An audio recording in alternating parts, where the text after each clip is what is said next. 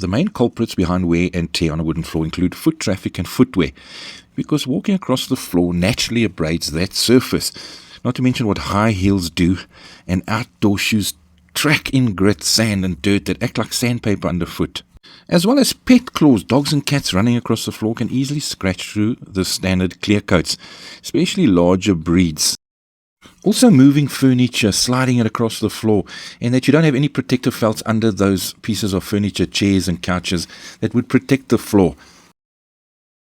When varnishing a floor, I only want to use one brush, and it must be a high quality brush, and that is this 150mm Paint Specialist Fibreglass brush from Hamilton's. Now what I like about this brush, it gives me smooth, even coverage without unsightly brush marks or bubbles, and it also holds more varnish, allowing for longer, continuous brush strokes that create a flawless, professional seal. I'm now going to use some mutton cloths, some masking tape to tape up, and then the Hamilton 150mm Paint Specialist Fibreglass brush, and I'm using my orbital sander to scratch the existing coating on the floor, because I've used this coating before and I'm just reapplying.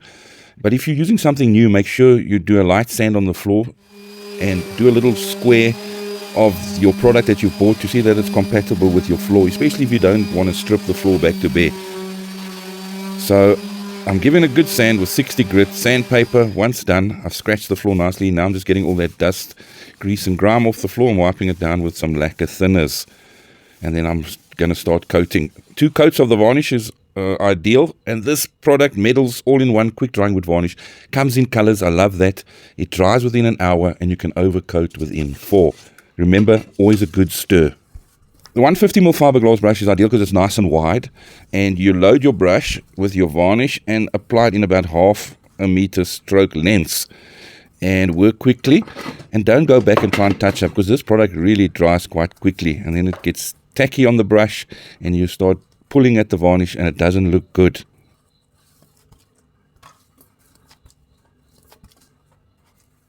Okay, my parquet flooring in my home is quite a large space, lounge, dining room, bedroom, so I don't have time to do the entire floor in one go, so I'm doing it section by section, and that's why I've masked off this area, and I will continue when I get a chance with the rest of the floor. I love this varnish because it comes in colors, so you can make your floor go a little bit darker, because conventional floor varnishes from most manufacturers come only in clear, which is a problem, especially if you've got an existing coating on the floor and you don't want to sand it back to bare to wood stain it first.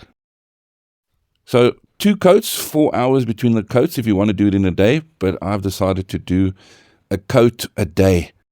Be careful on the floor that you don't drag things, etc., because your floor is curing and hardening as time goes on. Mastering your floor varnish comes down to the right preparation, tools and technique.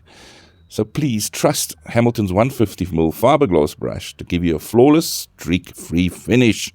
I hope you enjoyed the video. That's it from me, BernieB and Hamilton's, for that perfect finish.